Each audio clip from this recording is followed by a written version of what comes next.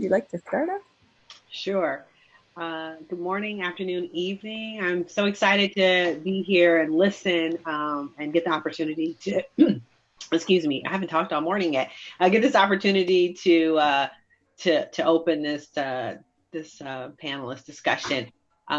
As we are looking to make sure and improve the culture, if you will, of inclusivity for Mozilla, our Latin Pride community said, hey, it's Latinx Heritage Month and Hispanic Heritage Month, and part of the felt experience is not only us as Latinos and Hispanics feeling welcome here in Mozilla, but also welcoming everyone into the fold of our culture and the greatness and the beauty that it brings to the world and to Mozilla. And so here's an opportunity for us to do that, to learn more, to listen to the wonderful talent that we have here at Mozilla.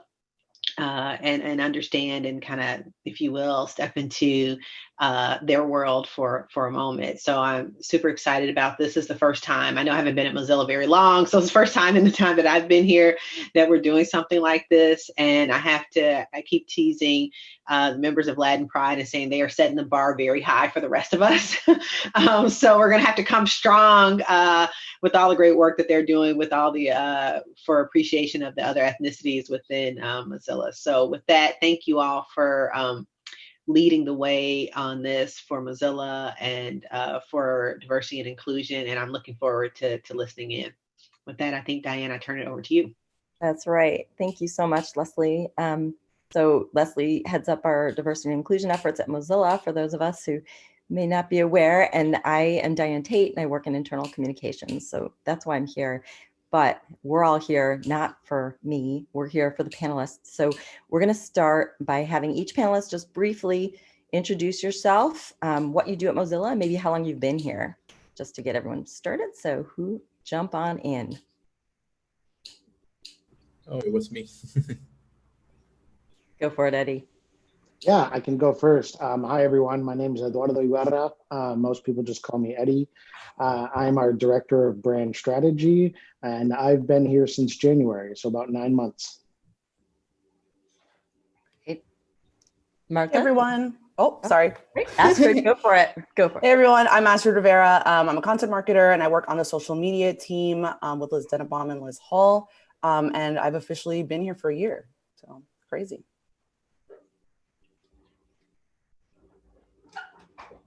Liz, since your name was mentioned. Are you here? Is Liz here? Oh, okay. She's not here yet. Martha, you want to go? And you're muted. Are you looking for Hilda, Liz, Liz, Tony? Did you really want others? Did you? No, can you introduce yourself as well? Oh, sure. Yeah. So I'm Marta, and most of you know me as Marta. So I'm really excited to be participating here, and this is a little bit of a grassroots effort. Diane, Kelsey, others, yeah. And so we're excited to be able to profile some of our great people in our Latin and Hispanic population. So I just wanted to give Marta a quick shout out. She's not on the panel, but she was a key force behind the panel. So thank you, Marta. Yeah. I think I was confused by the sort of the name. Gosh. Sorry about that. Okay. Do we have the other panelists here? Liz and Ilya. Hey, everyone. I'm Hilda Soto, and I'm a Firefox Engineering Program Manager. I've been here for 2 years. It's flown by so quick. Do we get Liz on the call? Okay. I think I saw Liz, but I'll jump in as well. Okay. Hi, my name is Antonio Recendez. Everybody knows me here as Tony. Been at Mozilla for 6 years. I am the Senior Manager of Audio Video Collaborations. Great. So we're supposed to have Liz on the call. That said, we are in the middle of doing a lot of work. So it's possible that she may be tied up. So if she joins us, hopefully she can introduce herself. So thank you all. We're just gonna kick off. you know, the reason that we're here, as Leslie mentioned, is that it's National LatinX and Hispanic Heritage Month. And so what we really want to hear about today is just sort of the name of the panel is called Yo Soy.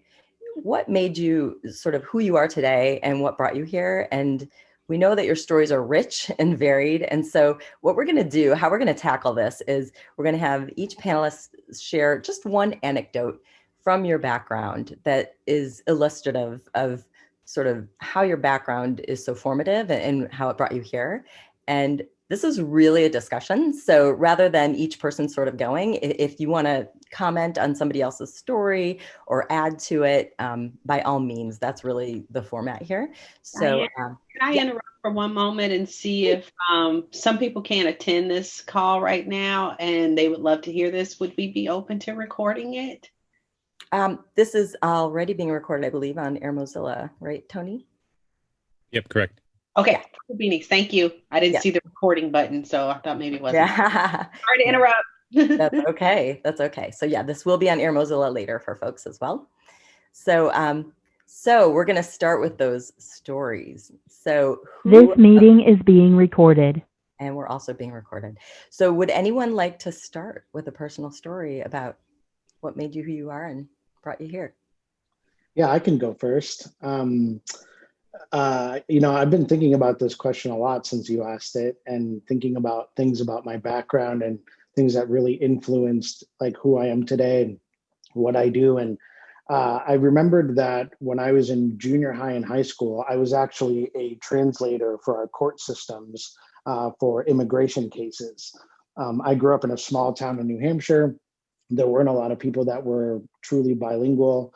And that could help. And so it was a job that I did all throughout junior high and high school. And a couple of things that taught me. One is the importance of empathy. The second is that, you know, who you are on paper isn't who you are in real life. And that doesn't always come across, especially in the most important times in your life. And so it's important that we understand people for who they are.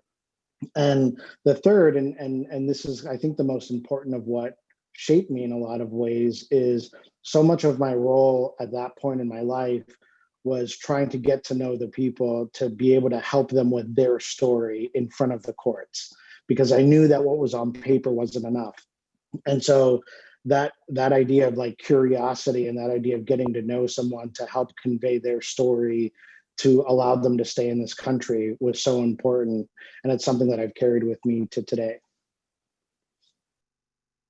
Wonderful. Thank you. Who else would like to share? And the third, and this, sorry. I can kind of piggyback off of that for me, I think like I grew up in Miami, Florida. I grew up speaking Spanish. Everyone around me, I think the official language of Miami is Spanglish. And so just kind of having that realization once I left and moved to a bigger city that not everyone kisses on the cheek to say hello. Not everyone speaks Spanish. Not everyone knows what a pupusa is, right? Like knowing that my point of view is actually really unique and not actually represented, and not just in the media, but in a lot of industries. And being able to kind of tap into, you know, your Latinidad and your dual identity, and being able to kind of speak to that and represent that point of view, because it rarely isn't. And I think that's really fueled me and my work that I do. Wonderful. Thank you. I think Liz joined us too. So Liz, if what we did is initially folks just said their name and what you do at Mozilla and how long you've been here. And then we're going around and sharing a story from our background, but we'll let you start just with your name and what you do here, so folks know. I'm so sorry. I was clearly very engrossed in the company meeting. I feel like I had some sort of a lag, but I'm Liz Dennebaum. I am the senior social strategist on the Firefox team. I work on the marketing team with both Eddie and Astrid. Super excited to be here and talk about our culture and everything that we have going on. Great, thank you. So we're not going to put you on a spot for a story yet, but Eddie and Astrid have already shared a personal story from their background that has really influenced them. So that's where we're at now. So Tony or Hilda, would you like to go next and share a story? I'll jump in. I think for me, starts with opportunity, and I think that's kind of where like the origin of this is for me as well with my ancestors. And I think for me, what I think back to is the story of my grandfather, who's actually my middle name. So my full name is Antonio Andres. I'm named after both my grandparents. So Andres came in 1962 as part of the Recendez program, and he came looking for opportunity.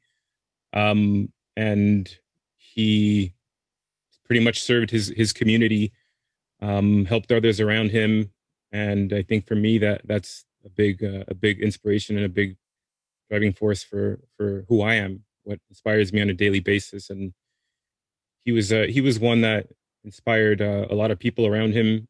He inspired my dad, and their family, and our family started off in the fields and got into construction, and through that ended up learning a lot of trades. And basically that's, I mean, it's part of the metaphor, but it's like basically building a house from the ground up, right? Starts with the cement, builds all the way to the top, and through that they learned all the skill sets. So for me, that's my biggest inspiration, and it's goes back to opportunity.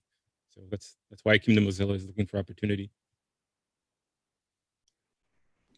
And building on Tony's story, I guess I would have to say the same. So I think a lot of my background is built more, like what I bring to it is more about the resilience and creativity and being able to navigate through things, even when things are really hard.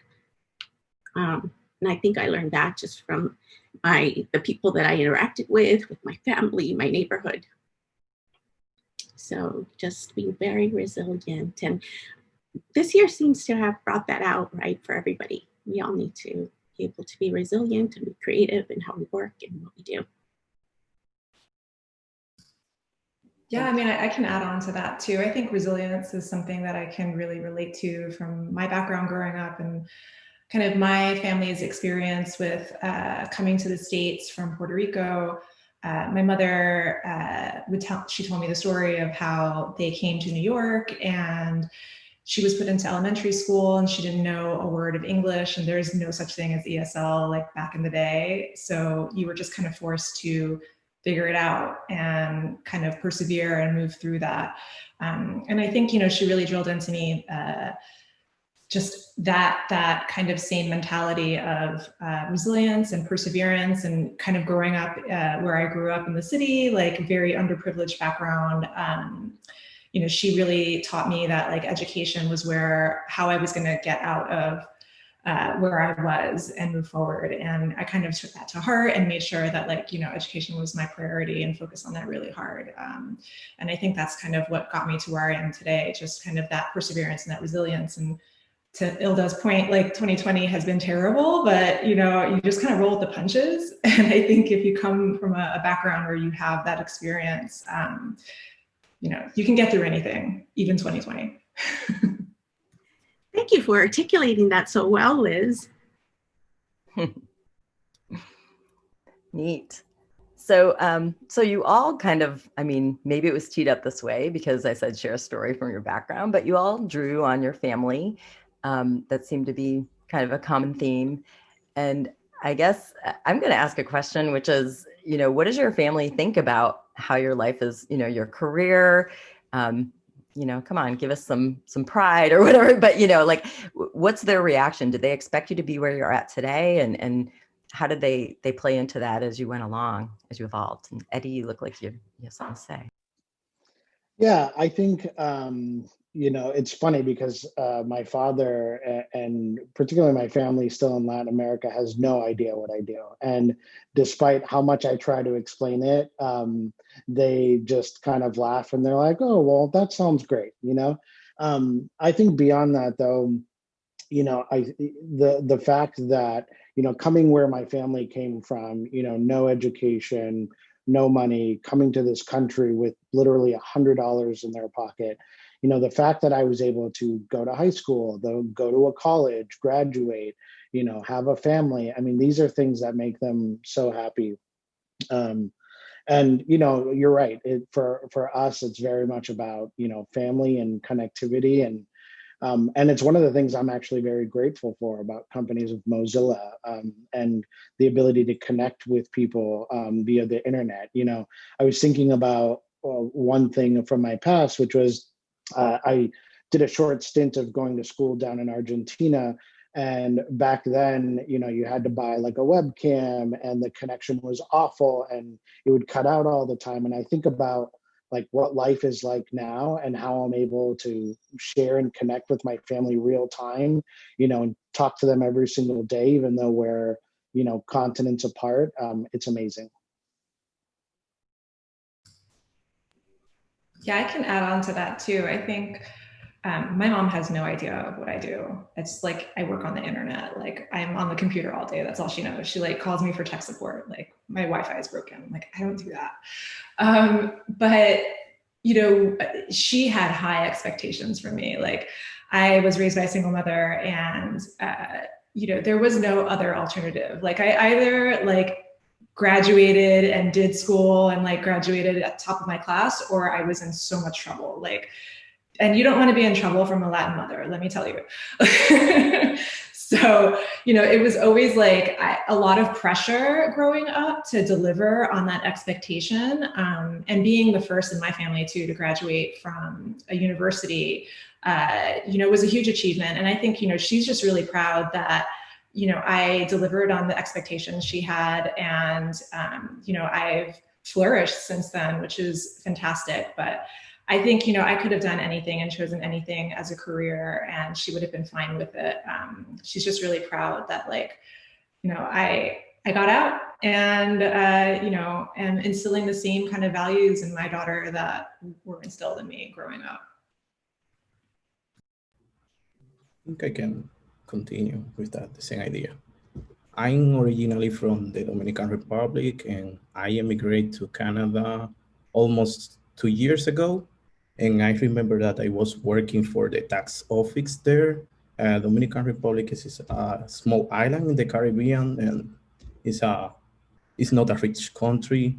And I remember that I was working for the tax office and I was working on tech. And from the beginning, I started reading about Mozilla, about fighting against Microsoft. And it was a thing that inspired me to go to the tech career, but it was something that I never aspired to do that thing, that work for a big company, because when you come from a country that is poor and you don't have like those alternatives, it's like you have a stereotype for yourself and you think like it is not possible and you close all the doors for yourself. And I remember that I spent like 6 years with that doubt, thinking, I want to aspire to work in a big company, but it's not for me because I come from a poor country and it's not for me. Yeah. I spent the whole 6 years with that doubt in my mind. And someday I applied for a company in Canada, it was Shopify. And I never thought that they were like, send me an invitation, and they did. For my surprise, they did. And I came to Canada for the first time. I never spoke English outside of like watching TV and going to classes.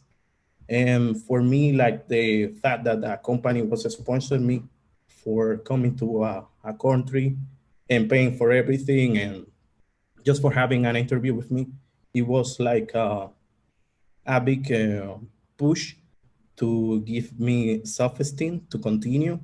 And I came here to Canada and spent like a week taking, like knowing the city and having an interview in the company. Unfortunately, I didn't got the job.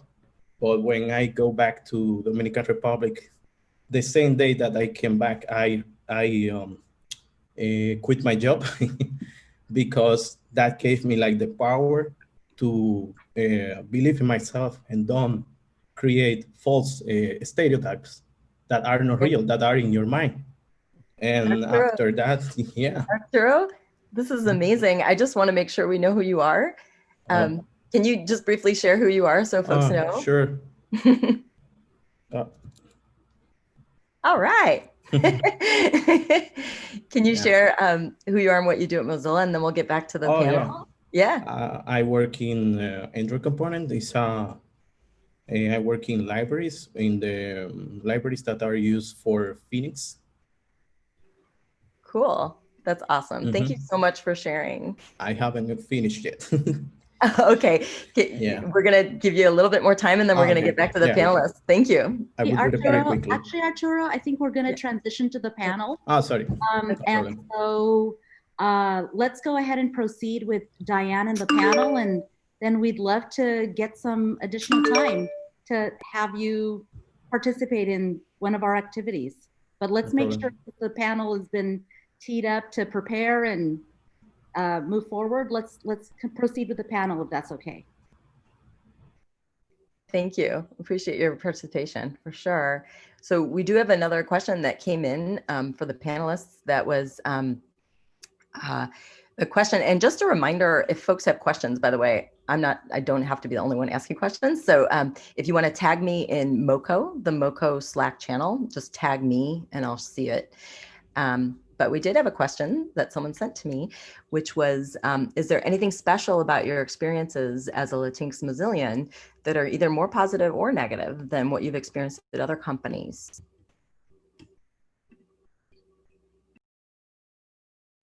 I can answer that. So I come from very large multinational for-profit companies, the majority of my career. And I found that Mozilla has been very warm, welcoming, very friendly. It is more like a family, which is, very important for us, as everyone has mentioned. And I think my experience here has been more of I'm part of a great team. I'm working together with everyone, and there's a lot of empathy and understanding, and just an effort to get to know you as a person. And that's not always, been in other places. And I think that I'm not sure if it's necessarily just our Latin culture, but I think maybe just the Mozilla culture, and maybe those of us who have that type of focus are more able to share that here, be more open about it. And I want to do a shout out to Arturo, because I've worked with him with the Firefox engineering team and met him pretty much, I guess, when he started, give or take. And he's been phenomenal on the team and has just been amazing to work with. And I really enjoy, Arturo, having met you and your wife. So I'm glad that you're here.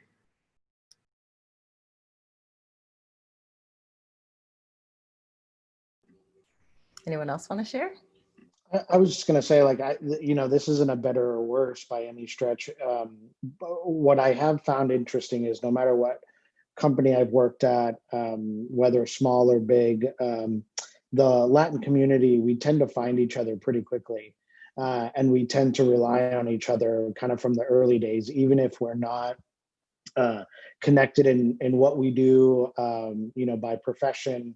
And I saw this in so many companies and in so many places, and it's one of the things that I'm super grateful for. And the same is true here. Like the Latin Pride channel in Slack, since day one has always been very welcoming. Always wanting to help, always wanting to be about connecting and chatting, and I love that.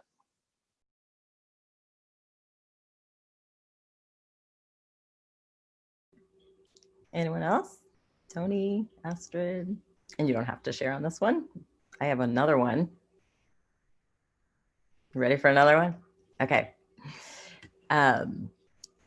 What do you think are great opportunities to celebrate and benefit from you and the other rich cultures that we have at Mozilla, whether it's in our products, our marketing campaigns, or even internally?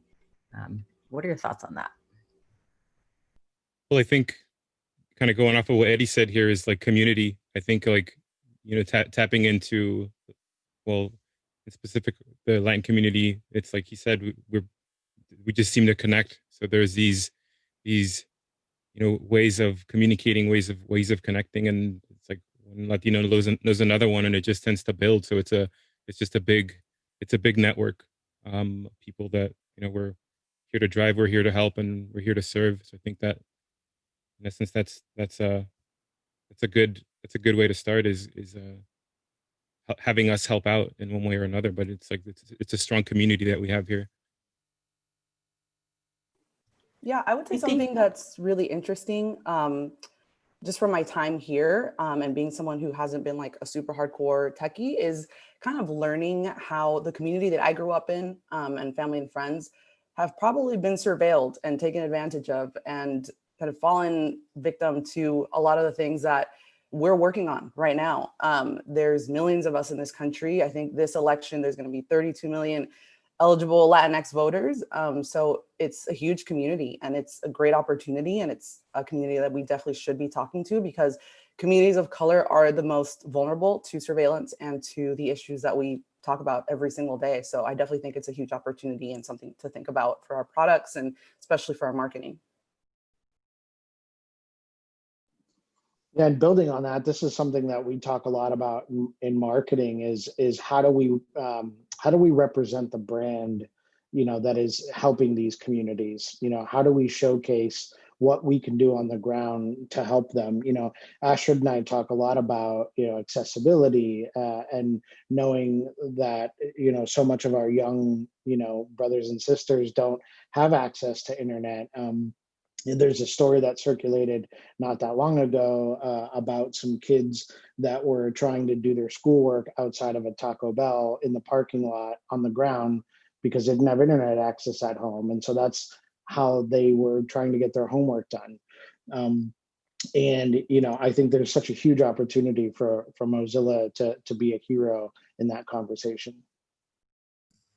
I agree. I think, if Mozilla shows up, they have to be always there too. Like, you can't just show up and seem like you're taking advantage of the underprivileged communities or communities of color. You have to be there and be there all the way. The children aspect is something I've talked about with everybody as well. Like, just knowing like my experience growing up from where I was and where I am now, I think it's hard to imagine what it's like being in that sort of scenario. And if you've never been in it, you don't know. I think that, I'd love to find more ways to support children of all colors and backgrounds, and, deliver opportunities to them that I had to claw my way to get because they weren't given to me. So I think that there's so much that we could do as an organization, as a nonprofit, to really support children out there and bring technology to them and give them the leg up that they honestly need, to be able to have the privilege that all of us enjoy every day. Thanks. Other thoughts on that? This is really good stuff. Does anybody have any other reactions, thoughts?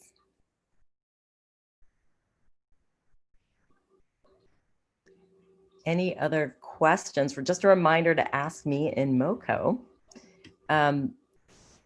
Mozilla, as part of our racial justice commitments, we have committed to hiring more folks who are of Latinx background, as well as Black and Hispanic. So we have explicitly stated that. What's your thinking on how we can go about doing that well, making it a welcoming environment, an open environment? Any thoughts on that? I think the Latin Pride Employee Resource Group is a great start. And I would love to see the different organizations, whether it's based on, on whatever aspect it is, that they be featured within like the onboarding when the employee joins. I recently got involved with mentoring new employees and have been doing that a little bit, and it seems to help, hopefully. But I think that that's a great way of doing it, and just embracing and having that safe place to be able to ask questions. And when we do join, I also think that we all, because we are a bit unique in our different environments, that we all have an opportunity to share more externally and leverage our networks, whether they're professional or more personal networks, to do more education and recruiting. So that would be an opportunity to kind of grow there.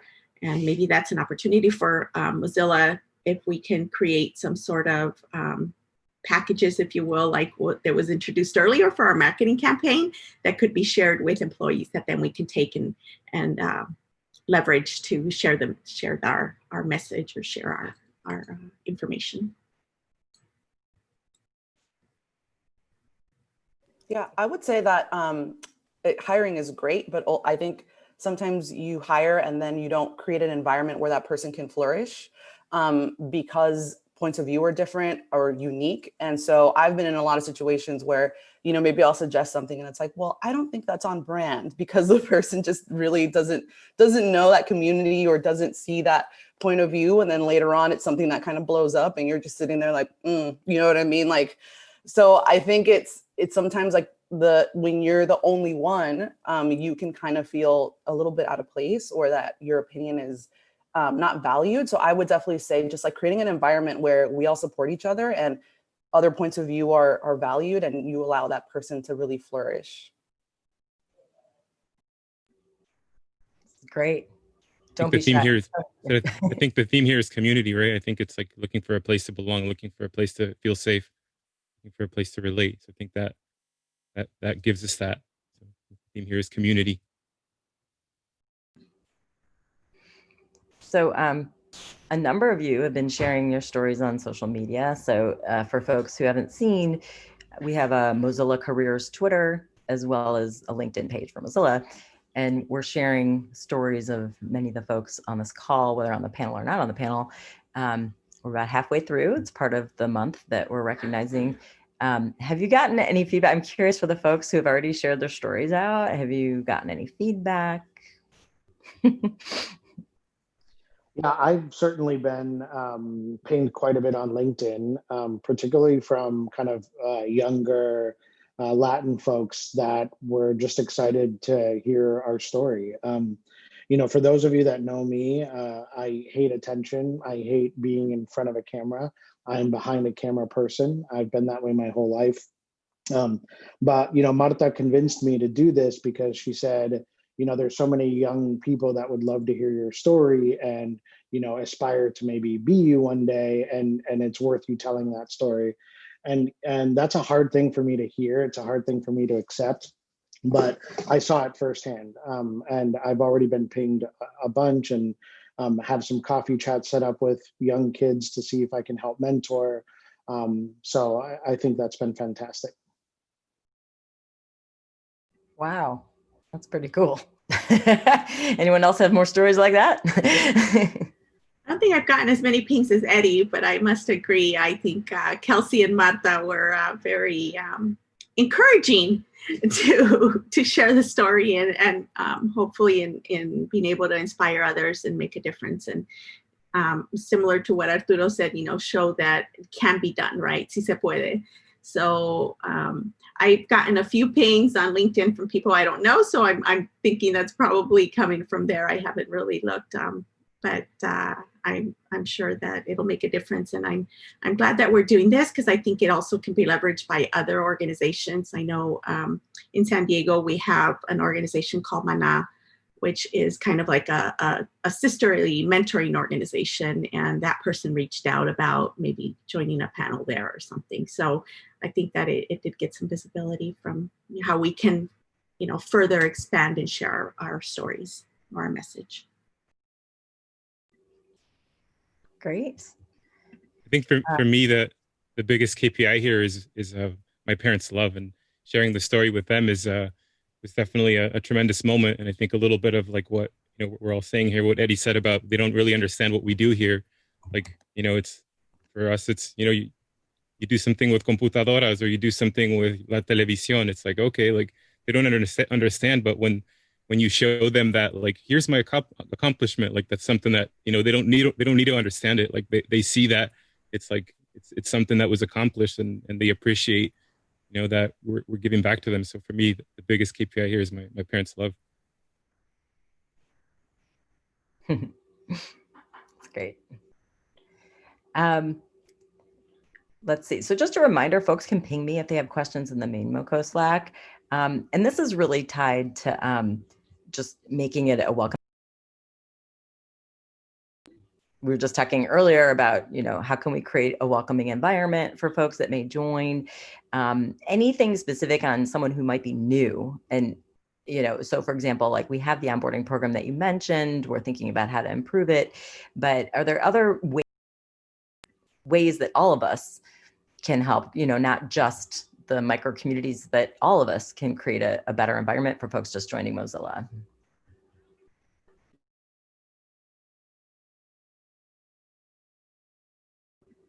Don't be shy. Yeah, I mean, I think like, the Latin Pride channel is really great. Shout out to my manager, Liz Hull, who found it for me. I had no idea it existed, and I was just so happy to find it and kind of find this community. Yeah, I think honestly, just like everyone getting to know people a little bit better and getting to know their background and kind of understand like, oh, like that's where you're coming from, or I had no idea that that was a thing. I think the more we just all learn about each other, I think would be, that's the best way that we can allow other people to flourish, because we're not kind of just like shooting down, or I think I know something more than you do. It's more of like, we're all learning together. You know what I mean?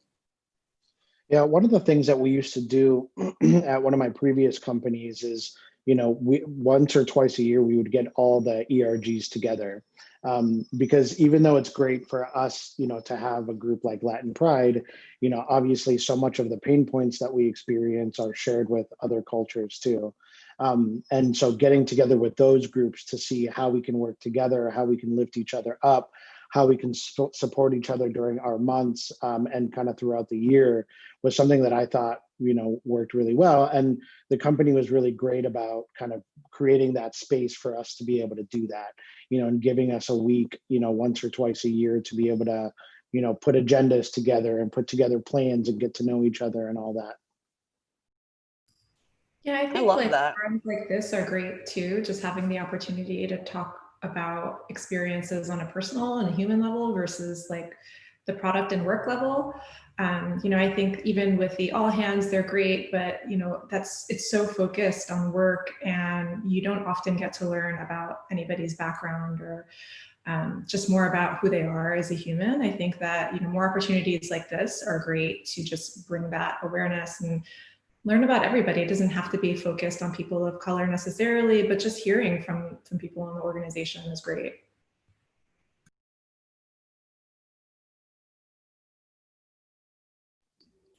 One other thing I'd throw in there, just as a call out, because this is the first time that it's ever happened in my career, is Mitchell met with us about a month ago or so, and that was the first time a CEO at an organization said, "I want to meet with folks from this group."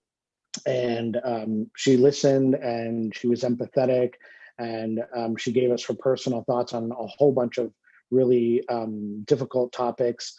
And I just thought that was fantastic, and I want to celebrate that. Yeah, that was a first experience for me as well. And I've been in tech for like 25 years. So it was definitely a great experience and very valuable, I think, for us to have that opportunity to have that one-on-one chat with Mitchell. And for some of us, we're continuing to meet regularly with Leslie as well. And I think that speaks volumes to the organization and what's there.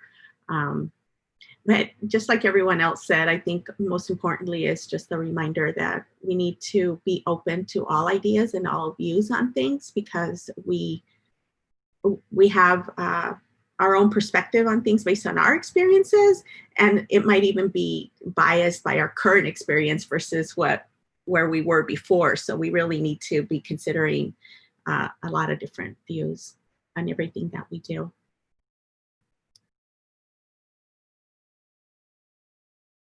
We actually had a question come in Moco. Thank you, Moco.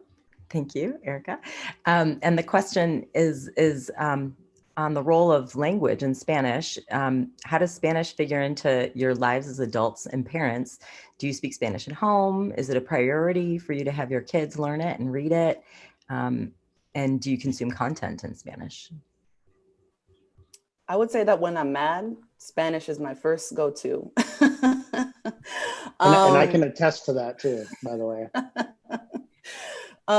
Yeah, I mean, I mainly speak Spanish with my parents, with my friends. It's a lot of Spanglish. If you guys like go on BuzzFeed, like pero like is a thing that we say a lot. And I definitely consume content in Spanish.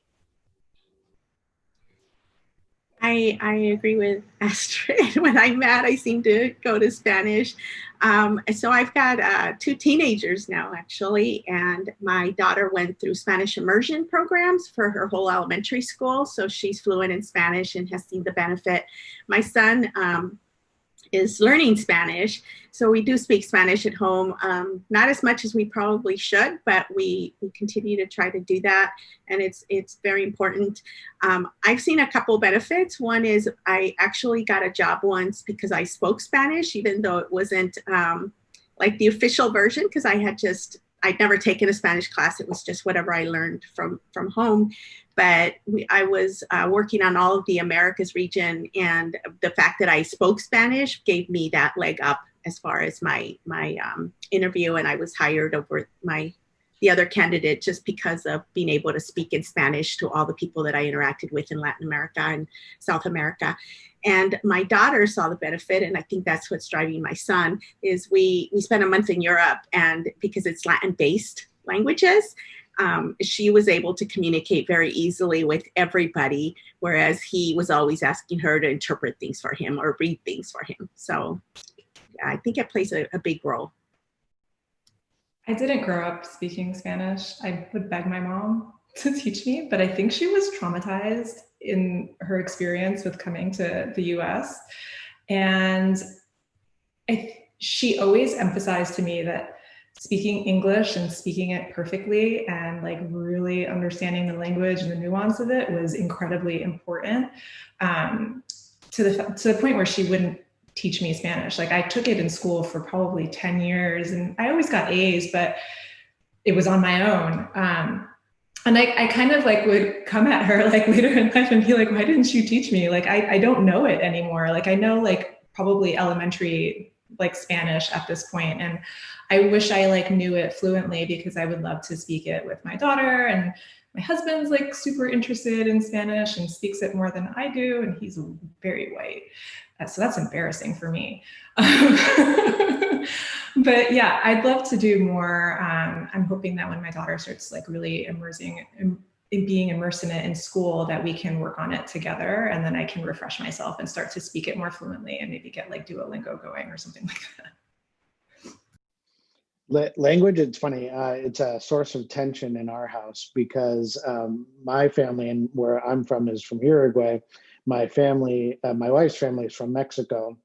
So the way that we kind of enunciate certain things, the way we conjugate certain verbs, is very different. And so when we're teaching our daughter, like my wife will say, well, that's pollo for chicken. And I'll say, no, it's pollo. And then our daughter doesn't know which one to say. And obviously I'm like, no, mine is correct. And so it always creates a pretty funny dynamic, but it does speak to something that's interesting that I think we're going to see more and more of in the next decade or so, which is polyculturalism. And that's the mixing of multiple cultures, and not only within our own kind of Latin cultures, but Hispanic and Black and Asian, and how other communities and cultures are coming together, and how that shapes younger generations. So I think the next decade is going to be really interesting in that sense, because we're not going to be able to look at people as one homogenous group anymore.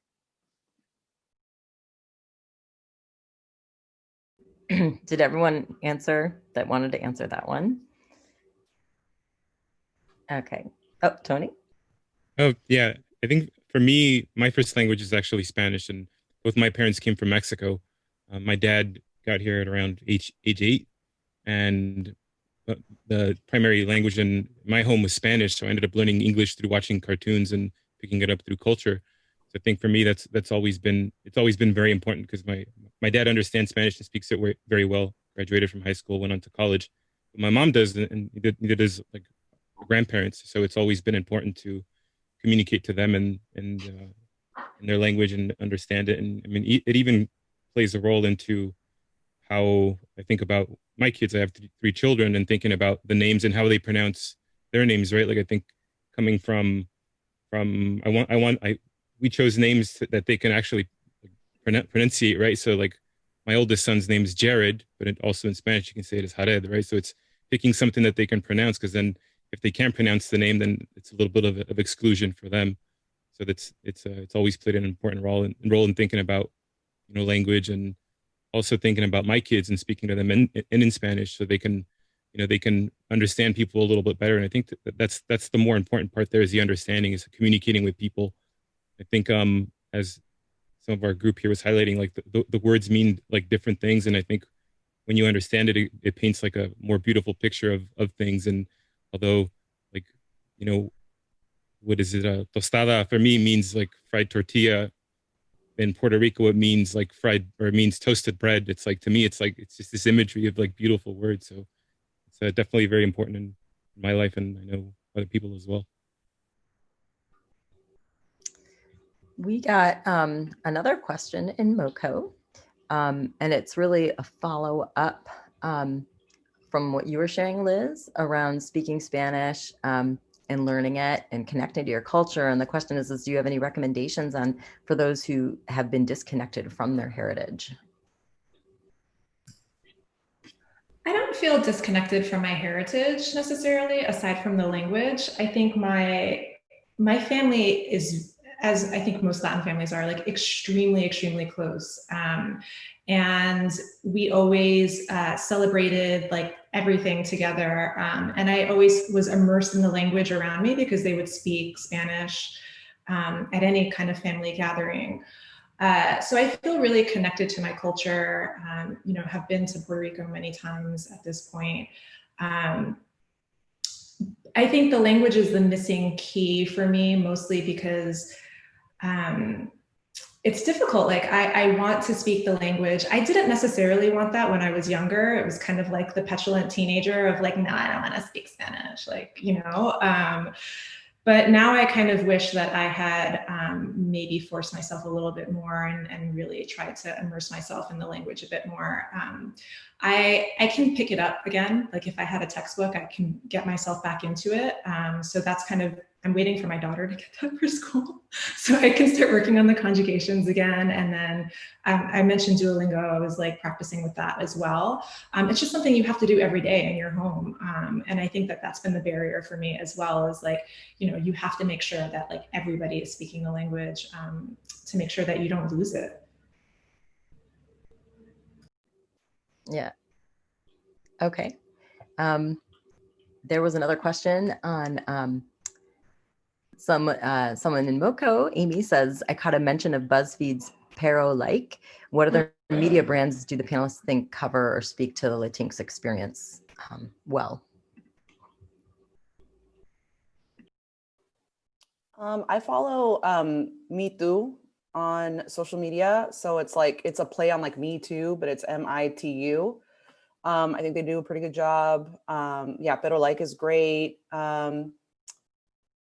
I actually have had a kind of a hard time. I follow certain people on like social media, but it's not really like a media company. I would say that otherwise you're kind of like stuck with Univision and Telemundo. And that's also just a very like, there's talking to a very specific audience as well. So I don't know, anyone else? Yeah, I was going to say, certainly a whole slew of people on social media that are kind of, this younger generation that's kind of playing in and out of their various cultures. I'm sure we can put together a list for those people. Surprisingly, I think Netflix is doing a better and better job here. I'm seeing more and more content coming from other countries. I've been finding that if I watch like a film from Argentina, like a whole bunch more will pop up, but they're very hard to find unless you're actually watching those types of films. So that's kind of a big deal. And what was the other one that I was going to say? drawing a blank on it now, but I did want to touch on the previous question too, in terms of like being able to reconnect to your roots. One of the things that I found that was really helpful here in the US is that there are a lot of groups in the US, like from certain countries, that meet pretty regularly. I was surprised when I first moved to California at like 17. I happened to stumble upon like a group in a park, and I saw a huge Uruguayan flag. So I walked over to them and introduced myself, and it was a community that would get together like once a month from various expats that came to live in the United States. And the more I dug into it, the more I found out there was like regional chapters, local chapters, and all types of countries would do it. Early in my career, we did a lot of work from various groups, from different states of Mexico. And so even if you're from a specific state in Mexico, you can find a group that probably gets together pretty regularly in your hometown.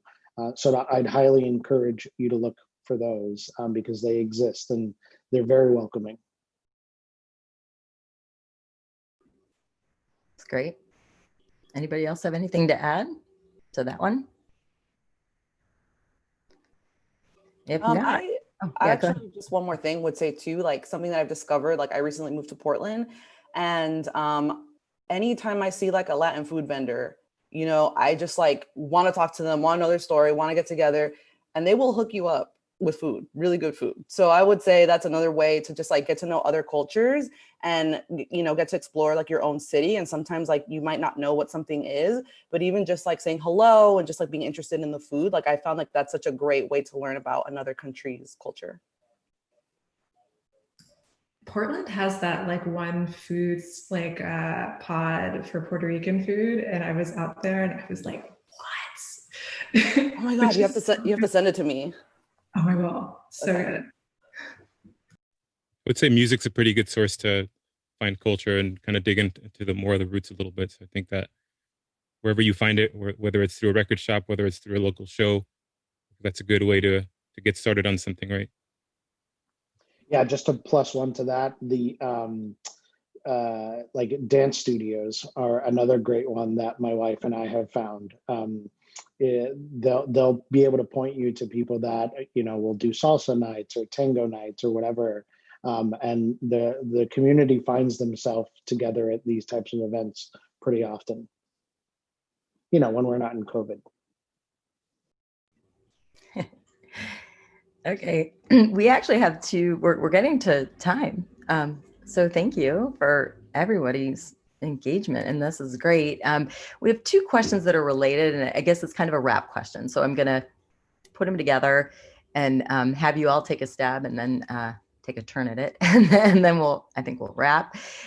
But one is for folks listening in that aren't at Mozilla, but may want to go into either your line of work or even join Mozilla, what advice would you have for them?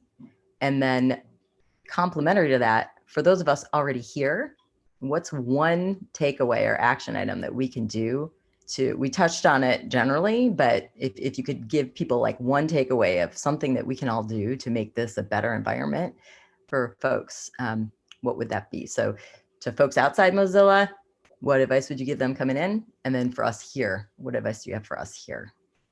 So go. Eddie, you look like you were going to say something, so I'll pick up. No, sure, happy to. So, for people curious about being in marketing or brand strategy, this is what I tell everybody: curiosity. Be curious about everything. Ask a lot of questions. Research a lot. Meet with as many people as you can.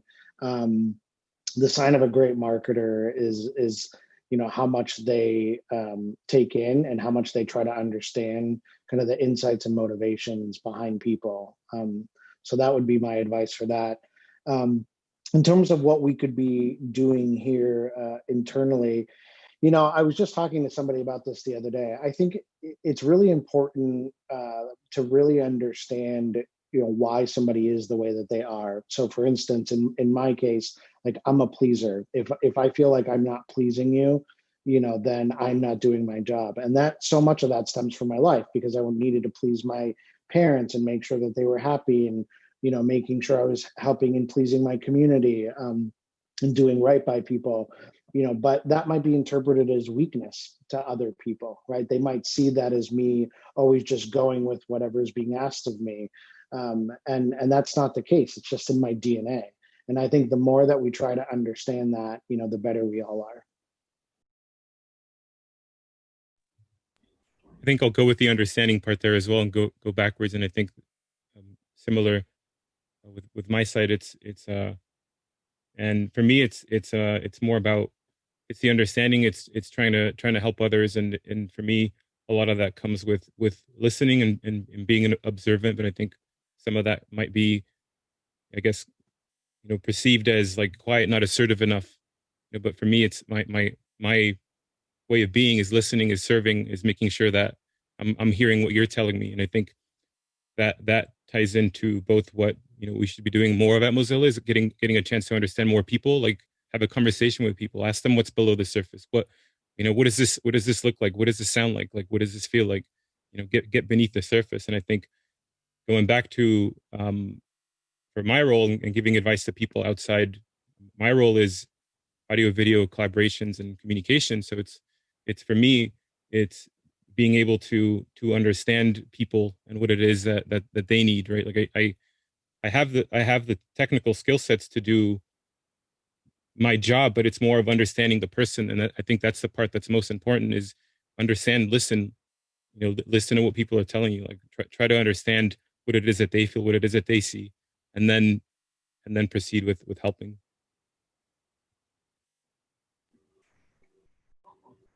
Hilda, Astrid, Liz? Yeah, I think I agree with both Eddie and Tony on the kind of the listening and being curious and getting to know people on a human level. I think is just best practice in life, I feel like. I think for people looking to get into, so when I started out my career, like social media didn't exist as like a thing. And I just kind of like fell into it. I think, if you're just starting out in your career, interning a lot is really helpful. I did a lot of internships throughout my early kind of college years. And then, being curious, to Eddie's point of like asking questions when you're starting out, even in an internship or in your first role, learning about what other people are doing, like, taking people out to coffee, just kind of getting to know more about like what they do on a day-to-day basis and who they are as a human, I think is paramount. I'm a big listener too, like I'm always listening. And I think that, it's really helped me kind of develop myself as a marketer as well. Having a lot of empathy for everybody, the human experience is really important too. Yeah, big +1 to that about like, we're all humans at the end of the day. And I think just thinking of like content creation and content marketing, it's like, what's the human story? Like, what's the story and how are you providing value to your audience? I would say it's like the biggest things that are top of mind for me. And I would say to someone else looking to get into this career. And I think just really understanding each other at a human level and doing your research and trying to understand that audience is really important. So yeah, I would say that's just kind of best practice all around, whether you want to understand more about a culture or you want to talk to a certain group. Just all of us trying to get together and understanding each other is really important. And I can't really add that much more to what everyone said, because I think that being very open and understanding is critical. I guess what I say to everybody is just learn something every day, because whatever you learn, it's not a waste, regardless of how you use it. For program management, one of the most critical skills, I think, is to your soft skills, because you don't really manage people. So you're really having to depend on building the rapport and the relationships and being able to get things done by working with individuals. So whether you're inside the company or wanting to come in, I think soft skills are critical for anything. And if you're outside, the other thing I would say is that you don't necessarily need to tick off all the boxes on the job posting or the job rec, that sometimes other experiences and skills that you have would meet the intended knowledge or skills that you would bring.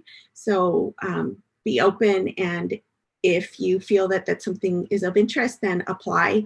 And, you know, the worst case that can happen is that you say no. So you have to learn to ask.